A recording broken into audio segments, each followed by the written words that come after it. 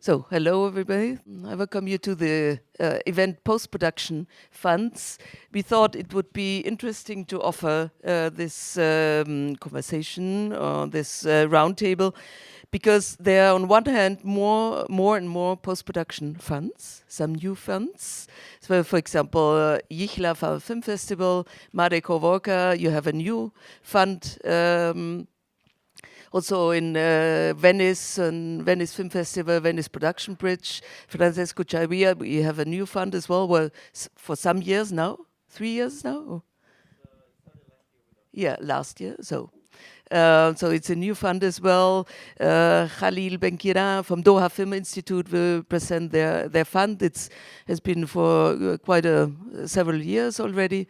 So on one hand, there are more and more post-production funds and possibilities, even if it's getting overcrowded sometimes. We will discuss about this. We will hear it.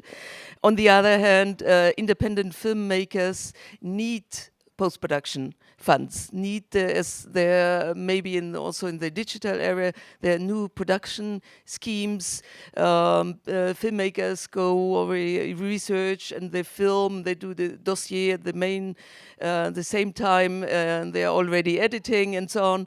So we wanted to invite as well Aline Schmidt, producer from Switzerland, in order to discuss all this complex situation regarding the production scheme. Should the producer wait or count on post-production, or does it make sense, and is it risky, and so. So we thought this might be very interesting for you.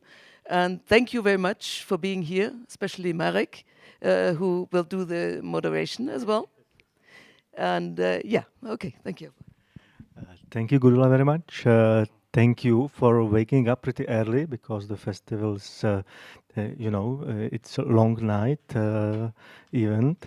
So we are happy that in such a big place we are not alone, and it seems that it's interesting for you to know more how these kind of platforms helping producers works.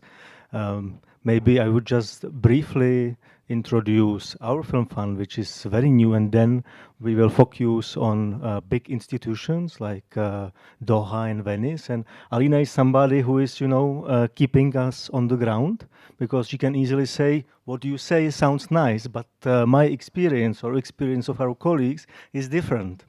And also would be interesting for us, what is your experience? So maybe at the very beginning, please, if you can raise your hands, who is producer here in this cinema?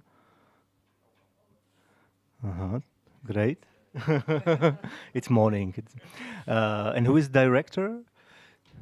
Super, wonderful. And who is from Switzerland? So it's a very international audience. That's great. So if I just start with our very small and new film fund, this is the website of the film festival, Jihlava International Documentary Film Festival, which takes place in Czech Republic the last week of October. Yes, that would be good if we can have it also not only on computer. Great.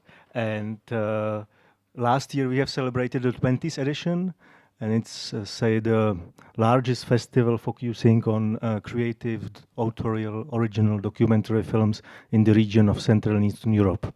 And for the 21st edition, we decided to launch the Jihlava Film Fund, which more information you find here. And the deadline is the last April, so it's still possible to apply. And we are at the very beginning, so it's the first year, first edition. There are some, not money, but post-production which has some value.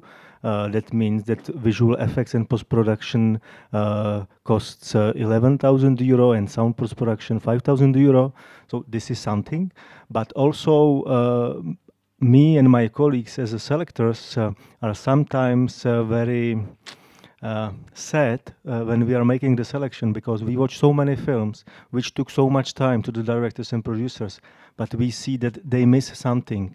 And we established this platform also as a opportunity, as a tool for directors and producers to get in touch with selectors in time of editing, for example, or making some kind of last shooting, and knowing what's good, what's the perspective of people who don't know nothing about the film itself, but who are really focused on cinema, who are keeping the track on the trends and so on. So it's also a way how you can check if your film works.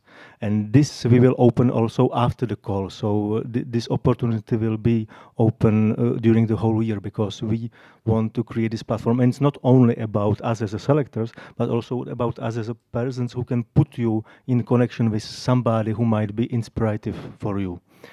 So it's not only about money, because there are a lot of money somewhere in Switzerland. Yeah, Aline, we will see. But also about creating platform when the people which think about the cinema in the same way can meet and can discuss about films. Because of course, when you're doing film, and I started festival 20 years ago because I wanted to be a filmmaker. So I started filmmaking then, and I did it parallel, like doing the festival and making films. At some point you lose the contact with the film. Yeah, you're not sure sometimes if what you see in the film is really in the film. So this is a good case how to have international perspective and different perspective on your cinema. So it's the last April, if you would be interested. And my experience when I talk to filmmakers is that it has changed a lot when we compare documentary filmmaking and documentary possibilities at this time and 5-10 years ago. That it's much easier today to start shooting if you have a company, if you have camera, editing room, friends with whom you want to make a film.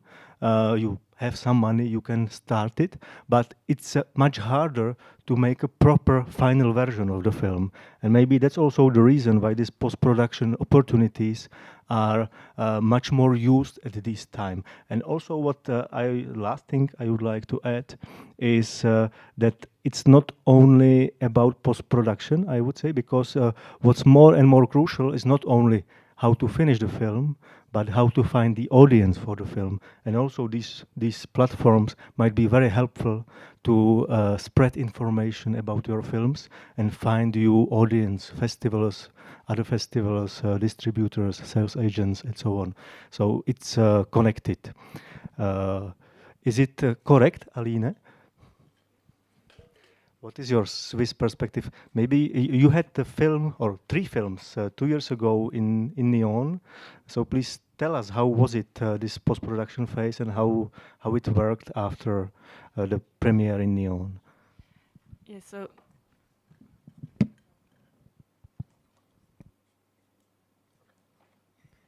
does it work? No. Yeah, okay. So first of all, of course, it's great, but I don't see Switzerland as an eligible country. We also need money. Everything is really expensive in Switzerland. So, but we will talk about this later. Yeah, usually in Switzerland, we are really traditional in financing films. So we really go like developing, try to finance developing, and then we go to shoot. We plan production. We do dossiers, scripts, really written scripts, not films. Not film material. And then we go to fund production. And ideally, we already have the money to do the whole film. So this is how it traditionally works in Switzerland and in most European countries, still nowadays. And sometimes there are other ways. And one film that was here 2 years ago, Horizontes by Eileen Hofer, this was another way. So we had like a lot of development money. Everybody liked the subject and the idea, but then we decided to go shooting before being financed in production. And this is where problems started. So we had still some money left from development, and we paid this first shooting. We decided to go shooting because the protagonist was in the 90s, Alicia Alonso, a famous Cuban dancer. And so they went shooting. We also sent the editor on the shooting to prepare already this editing afterwards, because the director didn't really know at this stage what she wants to do and what is possible also with the protagonist. And so they were 3 or 4 on the shooting. They came back with a lot of rushes.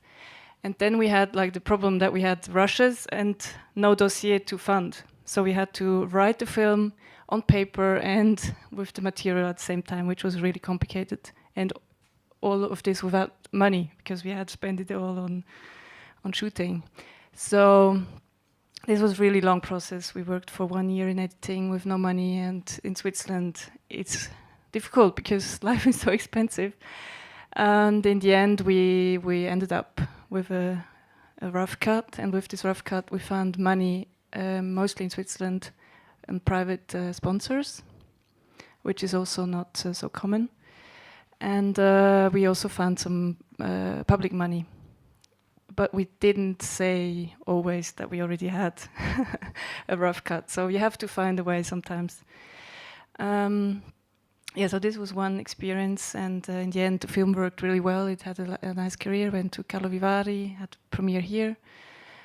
But it was really, really tense, and a lot of engagement from all the crew with no money. And so it's not possible for all films. And but I like to do it different ways sometimes, but you have to really to be sure that you want to do work a lot with not being paid, and you have to be able to do it. I mean, you have to have other income, and yeah. And we also tried at some point to go to international funds for post-production, but it didn't work out. But also maybe because of timing, sometimes it's difficult.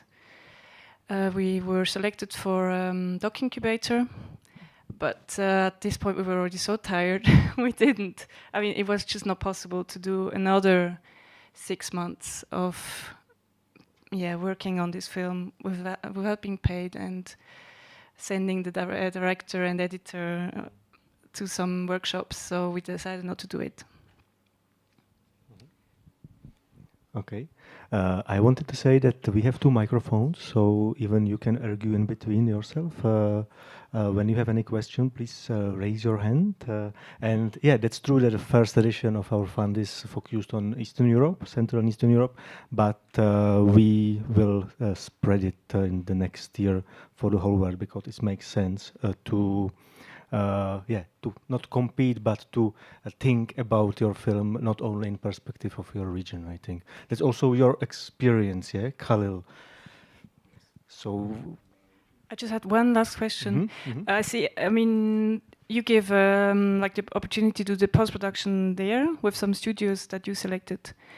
But for us, sometimes it might also be a disadvantage to go somewhere else, because if you have co-production, or we have planned to do like the color grading in France, because we have to have some points in France. Yes.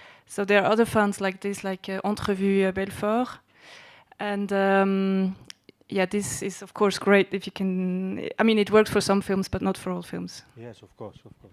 And I think, of course, this is more for films which are for the directors, for the first films, for example, and for those who don't have financing from the beginning, or only some financing. But the situation in Eastern Europe is not so stable. So this is a way how to make it also more stable. And we would like to create a network of other institutions which might be helpful. Because it's really interesting, because we have a special section focusing on Central and East European documentary production, of course international section and international competition as well, but we focus on the region, and the quality when you compare from year to year is very different. That the mentality of Eastern Europe, I would say, is not to make stable institutions in your countries. Yeah, there are so many elements, like political element, which is destabilizing the whole thing. Yeah. But we will see. Yeah, I'm very curious. The 1st May, I will see how many applications and which films we will apply. But Khalil, please. Yes. Good morning. Tell us. Basically, the Doha Film Institute Film Fund has been around for the past 6, 7 years right now. And for the first part of the fund, for the first 3.5 years, we concentrated on the MENA region, which is North Africa and the Middle East, basically or mainly Arab countries. And what we noticed after a while is that Arab directors were comparing themselves among themselves, like within their region. So once they were making a very strong film, we could see a body language change in festivals in the in the MENA region. And when their next films was ready to be shot and supported by us, we saw the result as not being as challenging and as pushing as the first film.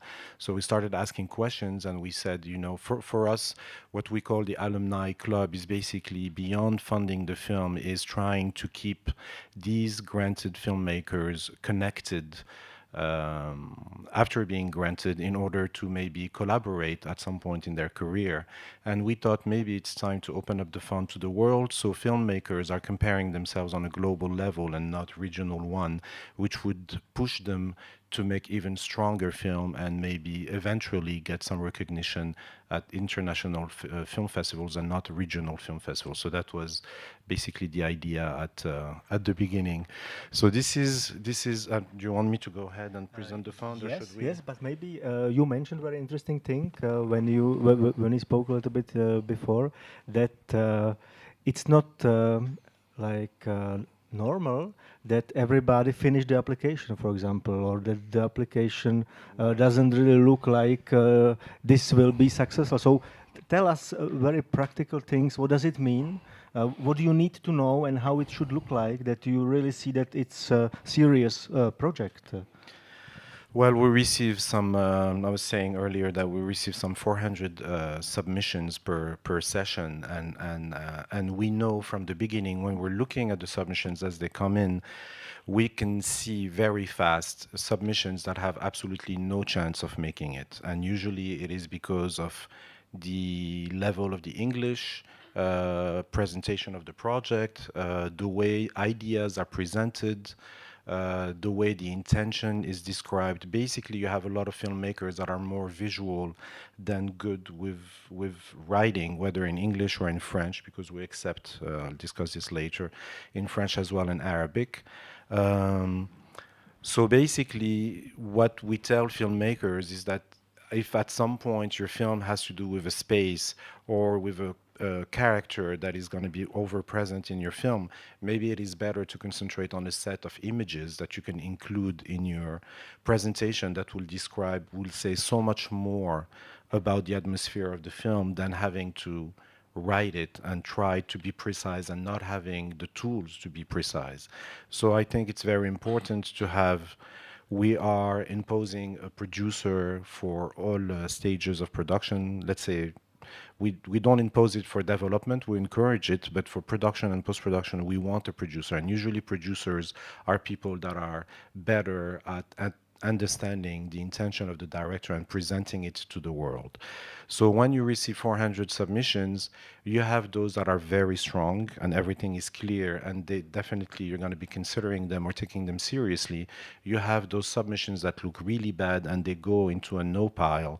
And you have so many submissions that are, you can see a potential in the idea or in the intention or in the director himself, but things are not very clear, and it requires you to maybe read the intention a second time, a third time, to really see the potential and give it a chance. But in reality, you don't really have time to do that. When you receive 400 submissions and you have a deadline, a tight schedule to respect, somehow also by the time you go through all the submissions, you already have so many in the yes pile that those in the maybe pile are automatically rejected because there is no more room for them.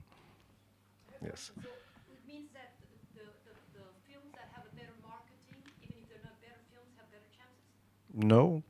No, I think a film that is optimally presented on paper has more chances of being considered, of being understood by the jury. doesn't mean it's gonna be granted. I mean, basically, you have a project that presents really well its intention. It may be a bad film, and we should be able to say, well, maybe this is a good film for the director. It is not for us, or it is not what the type of film that we would like to support. There's many elements beyond the presentation itself. I mean, we look at the previous works, we look at the team behind the project, we look at the financial plan. Is this project feasible financially?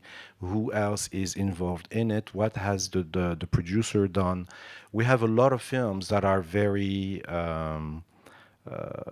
creative and very difficult to make, and the director doesn't have enough experience. We are mainly, and I did not mention this before, a fund for first and second time filmmakers. So we know that the directors don't have too much experience, but they've done at least a short film, or they've done a feature film, and they're coming for their second. So there is a reference, but it's not strong enough to bet on the film. So we start looking at all these other things, and at times we take risks. We have to. I mean, the idea is to detect the talent, and when you receive 400 submissions, there is a lot of talent out there. So it's not that difficult of a task to see the strong projects. Yeah. Mm-hmm. Yeah, since we're talking about general things and we're not getting in deep into what we had, two things that are really important for me. It's not a matter of marketing, but deadlines and the necessity of that big scary monster, which is pitching, actually can be, rather than a marketing tool, a tool for creativity, because actually it's a challenge for the directors and the producers to focus on what they want to do. And also the idea of having a submission, have it to present to the world what you want to achieve, is a strong creative tool, because at some point you need to face what you want to do, your intentions, your visuals. You need to face those kind of questions. And you got to be clear, but you got to be clear first of all for yourself, for your team, for your producer. And when you get there, actually you can share it to other people and you can see it in a strong submission. If it's not a matter of marketing, of being catchy. It's different. Being clear is different than being catchy or being sexy in a way. And the second general thing is that as there's a lot of work for the people on the other side reading the application, there's a lot of work that you need to do an application. And since there's a lot of work, it's not the point. It's not a point to do all the submissions, because not all the programs are equal. Not all the programs support all kind of films. Like festivals, programs have their own identity, their own history. So you gotta really study a little bit. Like when you go to a market, you gotta know the people you want to talk with, and you don't have to talk with everybody. Not everybody can love you, but you need to find the people that can love you. And maybe Hilava can love you, and Doha it's not your thing. It depends you got to look at. It depends on the project. You got to look the kind of project that they supported. Our project is good for them. Maybe it's better for Vision du Réel. Maybe it's better for the kind of programming that you do in Feed Marseille. I don't know. You got to know your enemy, lover, friend before putting that much work.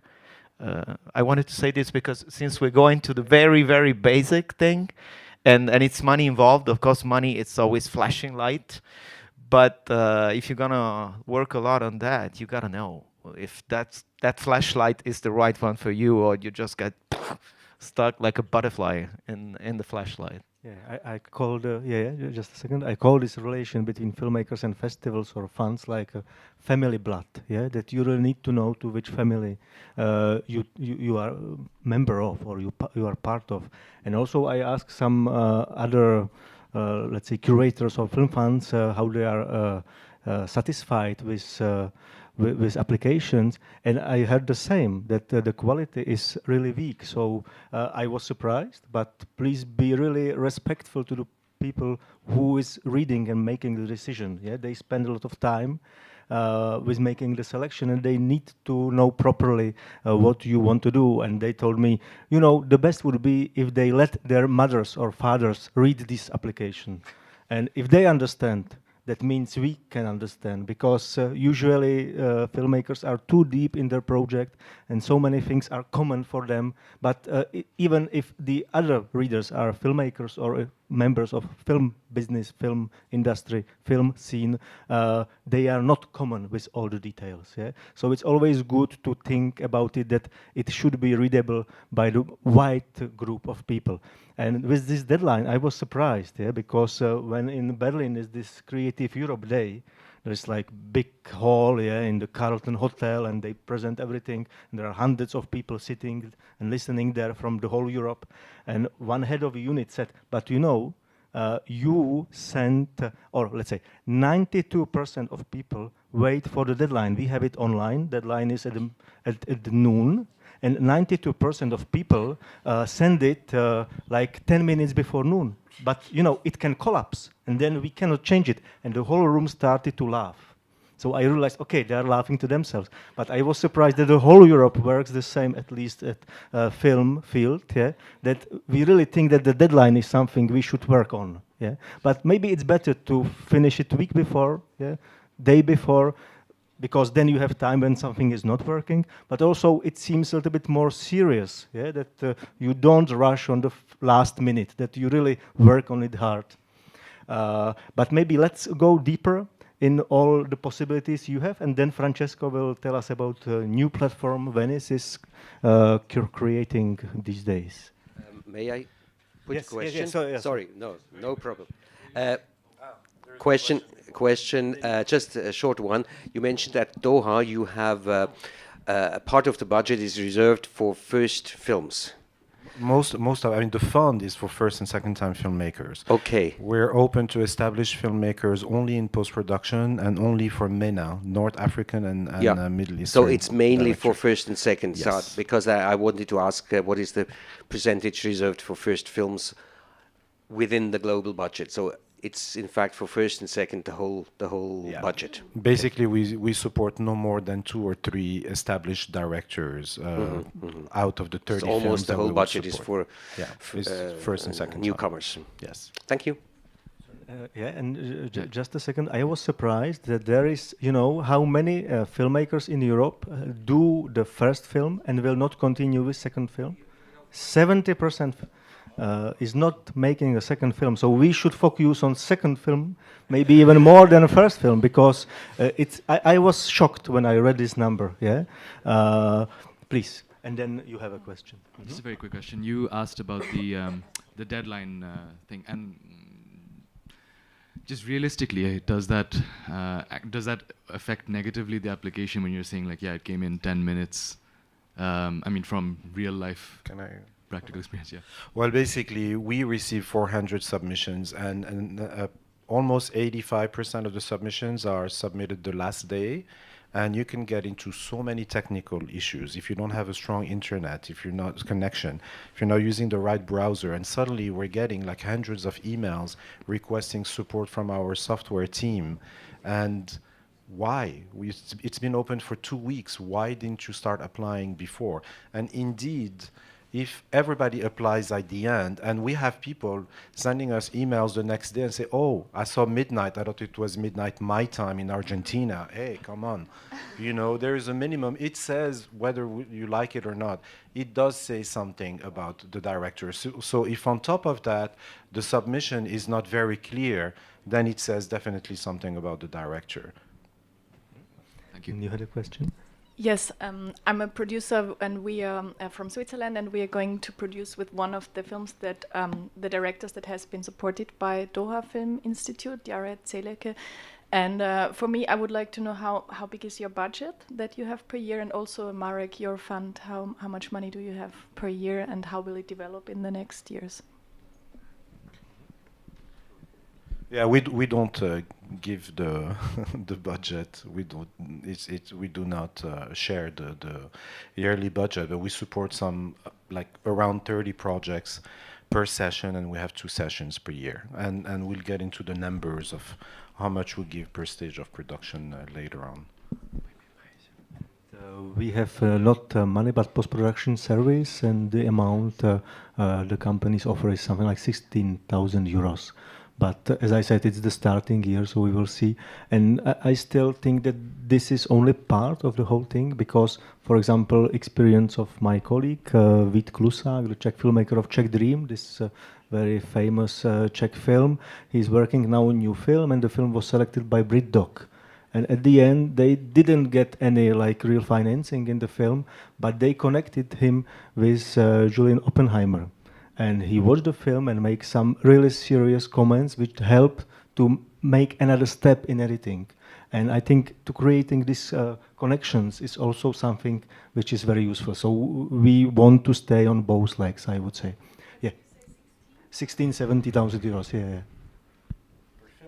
Yes, this is a question for the man from Jilava. This is a good point about knowing the profile of the fund or the festival. You mentioned author-generated films.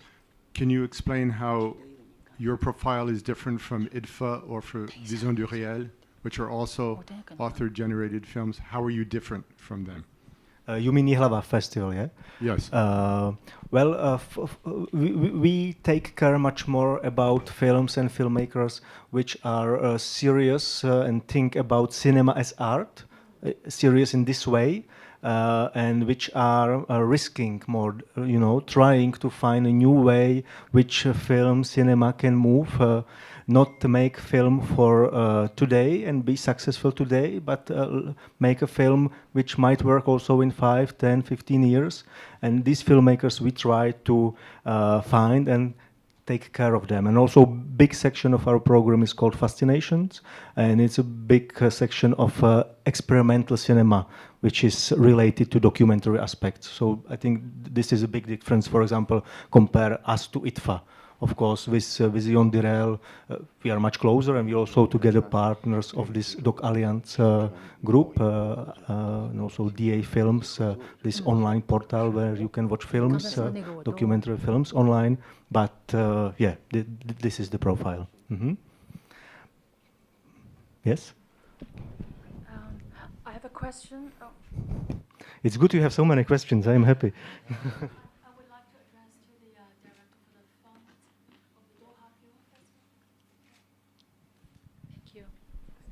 So we are the delegation from Shanghai on the film directors and also a documentary lab of the Shanghai Theatre Academy. We would just like to ask questions. If you receiving applications, especially on international level, do you consider more important on the potential of new filmmakers, or would you consider more important on the value within the application? What's the value and the core value it want to achieve? And do you think international cooperation in the element in the film project are more important, or it's more, only concentrate on one country's culture? Thank you very much. We are concentrating on talent. We want to allow filmmakers that have something to say to be able to say it, and we support them with a grant. We know that the amount of money that we give the project is not going to be able to allow the project to go all the way to completion, maybe in post-production if there's a little money needed. But the idea is to tell a filmmaker, we believe in you, we believe in your idea, here is some money to stay alive or to stay afloat, and it will usually encourage other funds to join the adventure. We're not looking into specific stories. I mean, we're looking for, in terms of documentaries, creative documentaries, people that are playing with form, playing with content, pushing the limits of the form, maybe offering something new to cinema. But we take also different regions of the world. There are sometimes projects that we may get a project, let's say, a subject from Morocco that would be banal because the subject is really known locally. The project is not bringing something new to the topic, but the same topic may happen in China, and in China, us outside of China are not aware of this problem, and it's maybe a big issue in China. So suddenly it becomes more important that you are telling the story. And if we see that you have the tools to be able to take words into images, especially if we're looking at a submission, an application, we're reading it, and we see that there is a potential of getting to images, then we will trust you and give you money. And there's no money to be spent in Qatar, or it's basically free money that you spend anywhere you'd like to spend. You're welcome. And maybe tell us more, and then we will skip to Venice platform. Tell us more about your two deadlines, and because you start not only with post-production, but you start with development of the film, yeah? Yeah. Basically, I can go ahead and present from the website. But we're basically a fund with 2 calls for projects per year. We used to be open for the submission call for 1 month, but everybody applies the last few days, so we decided to just reduce it to 2 weeks. So we have a call in January and a call in July. So there's one coming up. The dates have been decided, but they're not up on the website, and I don't have them in mind, but it is in July, second part of July, and if you check the website in 2 weeks, they'll be there. And we support projects in development, production, and post-production.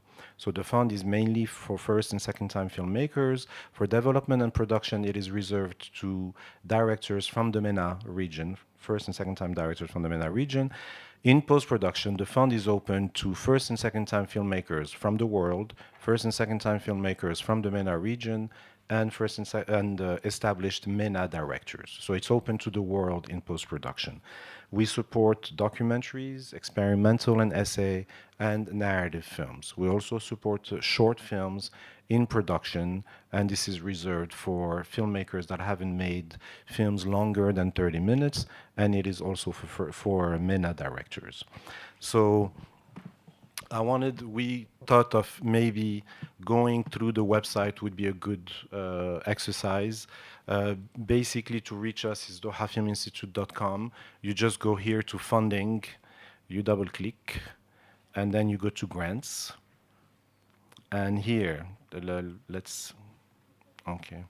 goals of the Doha Film Institute Grants Program are to identify new talent, seek out new cinematic voices, and discover universally resonant stories from the world. The Institute's approach is to champion projects whose trust is to explore, expand, and cultivate authentic storytelling with a keen interest in propelling forward contemporary work that demonstrates a deep understanding of the specific possibilities of the medium of cinema. So, following, looking down the next on the page, you have a link to the countries that are considered MENA and those that are considered non-MENA, to make sure that where your project fits. We determine the nationality of a project by the nationality of the director. Director needs to be attached to any project that is submitted, especially in development. Sometimes you have writers that apply and they don't have a director yet. So next thing, I'm going to click here on this link, and basically the idea was to create a PDF that is as simple as possible, and it's basically 3 pages long, because we were accused of having too long and too scary sets of rules. And I'd like to go through them because it's very simple.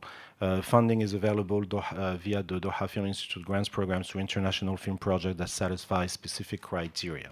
Development, production, and post-production funding is available for short and feature-length projects. For features, a first or second-time director must be attached. For the purpose of the program, a first or second-time filmmaker is defined as one who's directing their first or second feature narrative film-length film or documentary. Post-production funding for feature-length films is also available for established directors from Qatar and the MENA region. The funding is subject to the following criteria. We do not apply restrictions on form and genre.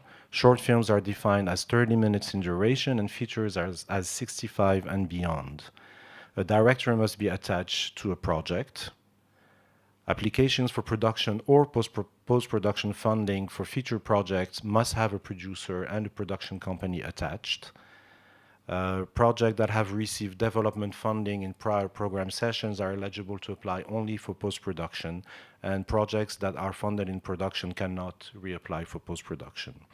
A project will not be considered more than twice at the same stage of production. This is something we introduced last session, and you could apply as many times as you wanted, and we were receiving 400 submissions average, and it's somehow too much to deal with in such a short time.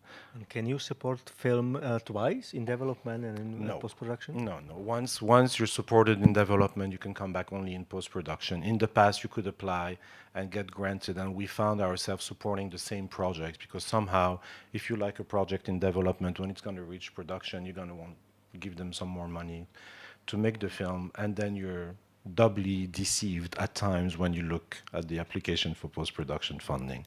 So that's why we changed the rules. We say that funding for experimental and essay films is available only to MENA and Qatar applicants. It is actually open to the world. We don't want to invite the whole world to just send us experimental and essay projects, but if you have one and you tell me about it, you're more than welcome to apply, provided it is your first or second time or second film. As I said, we have 2 submissions. These are last session submissions. We'll have the new ones in a week or 2. The director that's completed a film that just does not apply for post-production. And for a feature director, he or she must have directed a short film. We close our eyes if you haven't and you're submitting in post-production, because then we have images that speak for you and your ability to direct a film, so we can close our eyes. We also close our eyes if you're making a very intimate documentary and you decide not to have a producer, that you want to produce the film yourself. We will close our eyes if we see that it is a small production and you can handle it. If it's a big production, we know that you as director and playing the role of producer will affect the end result, and we would not consider your submission. And can you tell us who makes the selection? You and how many of your colleagues, or what's the system? The selection actually is in 2 parts. The first part is once we receive all the submissions post the call, we have for a month and a half a set of readers from around the world that evaluate every single project that we get. These readers are film programmers, they're producers, they're film critics, they're professors of cinema at universities, and each project is evaluated by 3 readers. And after a month and a half, we received these 1,200 submissions, which is huge again, and there is an overall score that is given to each submission. I convert that to a number, and using a formula, I start seeing the projects that have the highest scores. And based on that, I extract the best projects, and I keep also an eye on projects, and it happens very often where you have 2 evaluators that would give the project a highly recommend, and then the 3rd reader would give it a pass, saying it's a bad project. And at that moment I say, maybe that reader didn't wake up on the right foot that morning, he didn't have his coffee or something, maybe I should look at the submission. I go through the submission myself, I read the evaluations, and if I feel that there was something unfair, I will save that project and give it a chance to go into the shortlist. So out of those 400 projects, we shortlist some 65 projects that are given to an international jury. 3 of them are people hired from outside the institute, and usually A-list programmer, festival programmers, and others of the like, plus 2 people from inside DFI. These 5 jury members are invited to come to Doha. We spend 5 days in a conference room, and we go through every single project, and we make a pre-selection out of that, and then we reach a final deliberation or set of films, and there is a lot of parameters that have to be taken into account, which I can talk about later if you want me to. Yeah. There is a question. Yes, for the Doha representative and the Venice representative, do you have any experience with projects coming from South America and how it works? If there is like some topic or some sort of thing that you are looking for of projects from the region?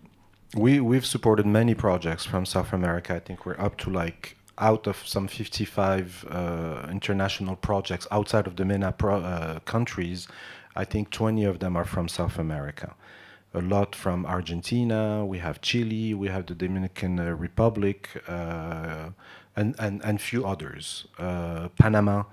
What we're looking for again is stories that need to be told, stories that have a creative approach to them, filmmakers that are looking at pushing the boundaries of filmmaking by introducing something new in the language of cinema.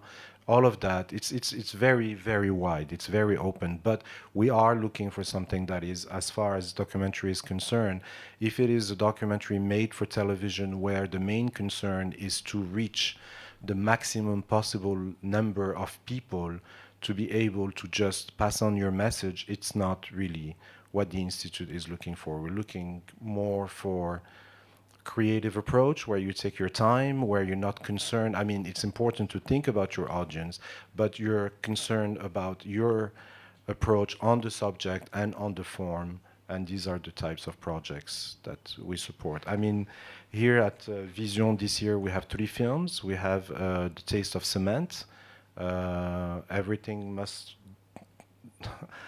all of those pass through a window. I'm confused about the title because it has changed recently. It's an American film taking place in Georgia. And we have Wagga Girls. And Wagga Girls, for example, when you look at Taste of Cement, is a film that plays a lot with the form and pushes the boundaries of form, uses music as a very important element, is very different than Wagga Girls. Wagga Girls is a film that takes place in Ouagadougou, in Burkina Faso, and it's about female mechanics. And the subjects are very different. Here you are talking about like people, while in The Taste of Cement, it's more the relationship of the construction of buildings versus destruction of buildings, the condition of human beings, and with a very different approach. So we can consider very different cinemas, but in the case of Wagga Girls, it is from a part of the world where we don't see enough images coming out. We see a very unique and genuine approach at discovering the people of a country through their visits to the mechanics, because everybody today has a car or a motorcycle and it needs to be fixed at some point. So it's just to give you an idea. But from South America, we supported Dark Skull recently. I don't know if you've heard of it, which is a very creative fiction film that pushes the boundaries of sound, of image, of texture, and many others. Mm-hmm. And with exchanging the microphone, I would like to ask you also to switch the chairs because... let me just before, because I think it's an important question, is just following here, you have the list of the elements that are requested, the biography of the director, producer, etc. I'll let you go to the site for that, but I think what interests a lot of us is the amounts that we grant. And for documentaries in post-production, it is up to $50,000. And for experimental and essay, it's up to $30,000. And for narrative, it is $75,000. Voilà. I will keep the microphone. Thank you. Okay, so I can introduce briefly our new platform in Venice. Well, we could start from this page actually. There's a lot of text. I know it very well. Italian culture and heritage, yeah, of course. Yeah, Biennale culture too. Biennale kind of communication. You know, the Venice Film Festival is held by the Biennale, and the Biennale holds the big Biennales, the Theater Biennale, Music Biennale, the Art Biennale, Architecture Biennale, and the Cinema Biennale. So basically, the Venice Production Base was launched last year as the new industry professional platform of the festival, overcoming in a way what was in place before. There was already a gap financing market there, but it was just focused for European co-productions, just for fiction films. There was this thing that is called Final Cut in Venice, which is basically for projects, documentary projects in their final cut coming from North Africa and the Middle East. And there was a project that is called Biennale College, which is basically a training program that leads 3 projects to get 100% funded by the Biennale, made, shot, and screened in Venice in the scope of a year. Small budget for us means 150 grants. All these elements were in a way mixed and renewed on the new platform that is the Venice Production Bridge. So right now, under the Venice Production Bridge, which is the industry days and part of the festival, there is Biennale College, so what I described before. There is a Final Cut in Venice that is still there, but the Biennale decided to put a lot of energy and a lot of investment in the gap financing market. Now the gap financing market includes fiction films, creative documentaries, VR projects, TV series, and interactive content for the web. It's as a whole around 50 projects. And when it comes to features, so what I'm working on, we select 15 fiction films and 10 fiction film projects, documentary projects.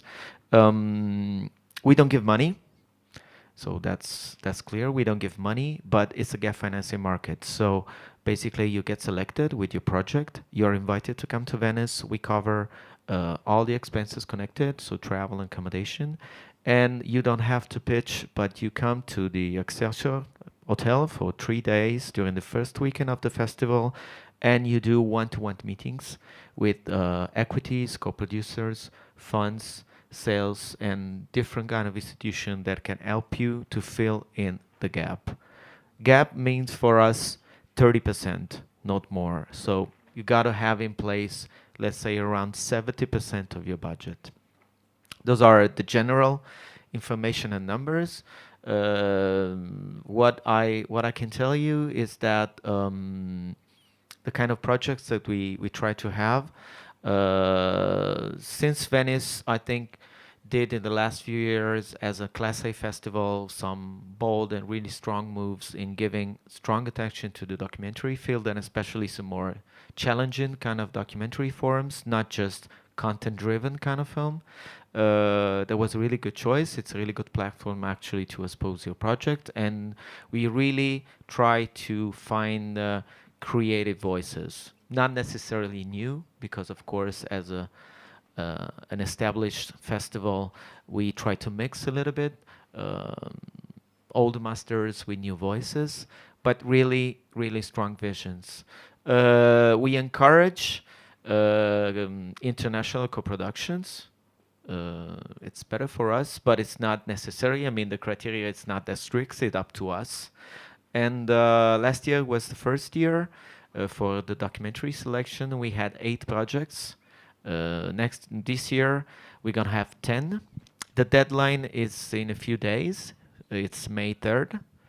And for example, last year we had the new project by Petra Costa from Brazil. We had the new project by Mans Munson from Sweden that started as a documentary, was pitched first as a documentary, then became a fiction film, and now they are trying to put it back to the documentary form. So we are definitely, and we had the new Ben Russell film.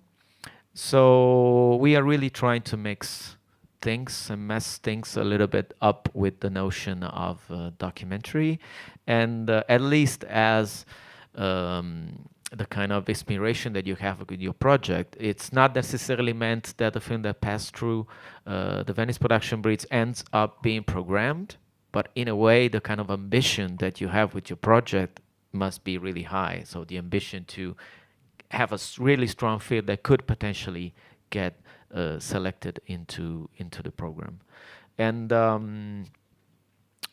what could I add as a general information? Maybe I would like to ask if the film is selected. You said that you offer one-to-one meetings. So with whom they will meet? One of the feedback that I got last year from the documentary people, so-called documentary people versus the fiction people, is that they have bigger eyes. Yeah. They talk. They don't eat children. They were all extremely happy because in a way we're trying to encourage more challenging projects And those kind of projects in the more classical documentary context are a little bit the misfits of the group. Because in the classical documentary context, you have the commissioning editors, the TV people, there are, and I forgot to mention, the criteria for us, it's the money that you have in place. It doesn't matter the stage. So you can be in development, in editing, in post-production. It doesn't matter for us. This gives a lot of freedom, in a way, to meet people that can help you in your creative process. While on the other end, it can be more difficult with more challenging projects actually to establish, especially with documentaries, where you're at. Because maybe you are technically in development, but you already shot part of your film. It's always a little bit tricky with some projects when it comes to documentary to establish where you're at. And this can help you actually in meeting people that you don't have the chance to meet somewhere else. And they end up being maybe a little bit more open than some of the people that you can meet in the classical documentary context. Everybody was saying, okay, but I met this really big sales agent, and they work mostly on fiction, and my film is documentary fiction, and I always had a hard time in explaining what I was doing. And when I was talking with these kind of people, they get it, because I mean, they get it as a film. It doesn't matter where it's hybrid, it's documentary, it's fiction, what you're mixing. And so it's really, really good. For those projects maybe have a harder time in more classical documentary context. And yeah, we don't give money, but of course we get an exposure from a really big festival that I think has a value in itself. And with the kind of people that we have, we try to find a good mix of the professionals that we already have at the festival that are attached to the films that maybe are part of the competition or are Orizzonti or are other competition. This means Class A producers, that means Class L sales agents. And we also try to have funds, regional funds, some equities, some producers that we know that are really keen in stepping out in with minority co-productions. And since Venice being Venice, we already have people that work in between fiction and documentary, not necessarily people that are just committed to documentary filmmaking. And this is really great for the misfits, for the strange one in the documentary field. So I think there's a good potential for creative directors that can have a hard time somewhere else. Yeah. Khalil, want to add something? No, I wanted to ask you. You were talking about gap financing. How much do you need to have secured to be eligible to your platform? 70. It's 70%. 70, but you know, we can be flexible, and with this kind of projects, when it comes to documentaries, you maybe can be flexible too. When it's you apply with text, so with a treatment. With documentaries, of course, with fiction you can apply with the script, but with documentaries it's a little bit trickier, so it's a treatment basically. Synopsis, director notes, previous works, and all the classics. And of course, all the paperwork that actually prove the fact that you have the money in place. That's really important. So all the signed contracts and everything needs to be provided in English, of course. So maybe for the contracts, it's something that it needs to be done because you have contracts that are not in English. So that's a little bit of work that needs to be done. It has to be translated, yeah? Yeah, it has to be translated. And how many applications did you get last year, for example? Well, last year we started a little bit late, but we had in total fiction and documentary we had I think around 250, which was a good result for being a first time in co-production. And we also do scouting. So basically I'm doing the selection for the fiction and for the documentary, but I'm specifically in charge of also scouting projects, which is a really good thing that needs to be done in a way. If you want to establish at least your identity, at some point you gotta have the submission, but you also gotta look for the things that could fit in the kind of idea that you are developing. It was, I was saying, the identity of the platforms. It's really important. And since you establish the identity, it's clearer for also for the funders of this kind of identity. We have a quota, a certain number, I don't remember how many, of project that needs to be European, because of course this platform, it's partly funded by the European by media. Sorry, and when you are going through applications, is there anything you really miss that directors or producers forget to write about or are not so clear? Is there any advice you can make? The team in Venice is quite flexible, so I mean, even if we receive a lot of submission, they really follow up and they ask people, "Oh, you were missing the director notes, or you were missing the previous works." When we have bigger numbers, I think that at some point you gotta be strict. So, I mean, if you submitted and if you forgot to put there something that is really important, or you forgot to put the documents in the proper way, I mean, okay, you're out. I mean, it's even if it's a lot of text, it's clearly written.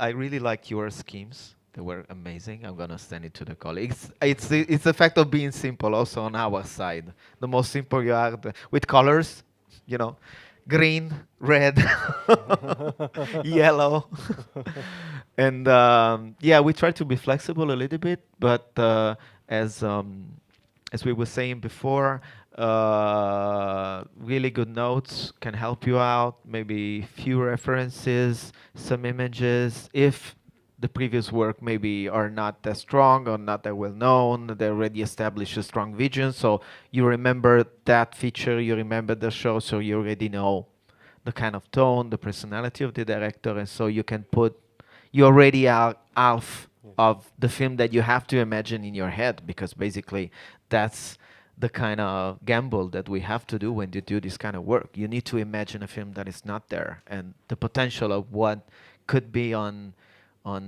screen. Yeah. So you don't hide at festivals, yeah? You meet people, exchange business cards. I gotta meet people. Yeah, that's our purpose. Yeah, definitely reach me. And since you've been very kind to be here and share this morning with us, I can also tell you that if you want to apply and the project looks interesting, we can bargain maybe like a week more, let's say. We can be flexible of an extension of the deadline. There will be an official extension of the deadline, but of course, when it comes to extension of the deadline, you can say it officially, because everybody says, okay, so it's the 10th, so I can get an extra extension. It's like with the banks. No, you just have one, and we're going to tell you after that. Alina, you wanted to add?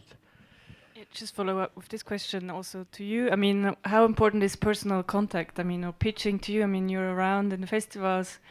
Do you like people presenting their projects? Does it help? I mean, can you maybe even say a percentage of how many people, projects you have met before that are selected, or I don't know?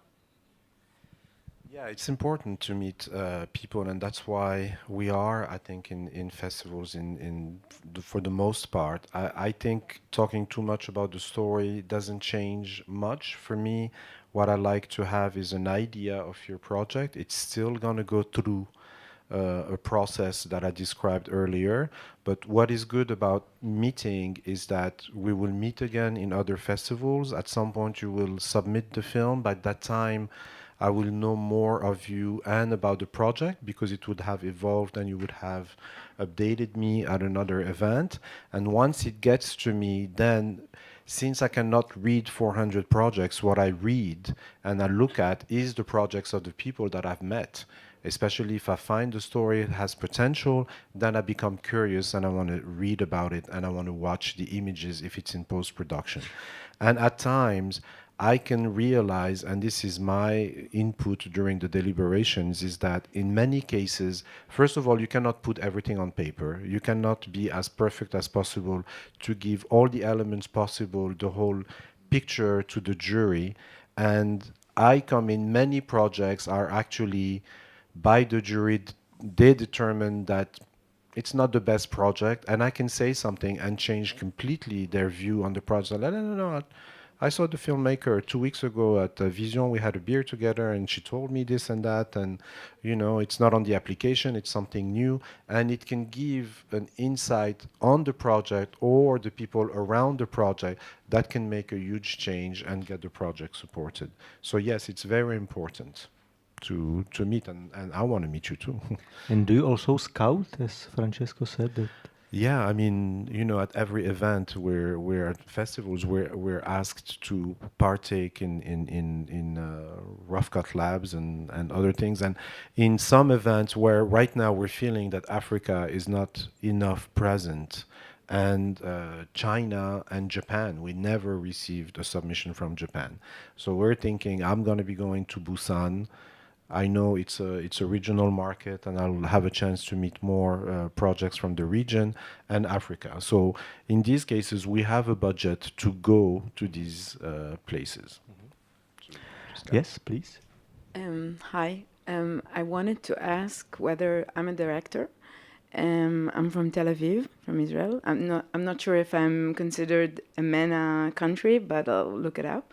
I wanted to ask, in terms of production and post-production budget that you both have, are there any obligation and regulation in terms of where can you spend the money? Because I have this experience that sometimes when you get European money into production, but it's not it's a co-production, the regulation, especially for people like for Israeli directors, are really, really hard to actualize, because you have to have a key member of the production. And sometimes in documentary, surely when it's an intimacy kind of process and you do it by yourself, it's not as easy as it looks at the beginning. So can you talk about the regulation, how to spend the money, and thanks. Yeah, for us, as I mentioned before, it's a grant. It's free money. You spend it wherever you want. I mean, wherever you like. You do not have to spend part of it in Qatar. You don't have to use a Qatari production. You're free to use your money the way you want to. What we ask is to include our logos on the credits, on the publicity material, and to mention Qatar as a country of production. These are basically the two main elements. Yeah, since we're not putting money, we don't have restraints. I mean, we just create a platform for people to meet and maybe get the chance to put the money. But as as far as restrictions are concerned, that could be a problem. But on a creative level, not necessarily. The fact that maybe some money for post-production, especially for a kind of intimate, I'm thinking about, I know, you've been filming from 10 years to someone, and then you got to wrap it up, you got to make a film. And not necessarily the fact that at some point a French sound designer or a German editor or a German editing lab can be a bad choice, because for those kind of films that are that intimate, at some point you got to go out to the world, and that can also add a creative element since you're deep into the material. So it's also maybe an opportunity on the creative level. It's always have to share with someone else if you've been that into it. But another set of eyes that is coming from the outside, not even from the outside, I mean, as a country, can, if it's the right one, of course, you gotta fall in love, like with the fund, like in life. But if it's the right one, that can help you. I think as a general statement. And in our case, we don't offer money, but the services which are located in Prague. But we are helpful with accommodation. But of course, the rest is on the cost of producer, like travel costs, for example. Mm-hmm. We pay the travels, the accommodation. And also you get an industry accreditation to attend the festival, and we invite the team, so the producer and the director. Yeah. Is there any other question? If not, thank you very much for being here with us, and thank you, Francesco, Khalil, and Aline, for your notes and comments.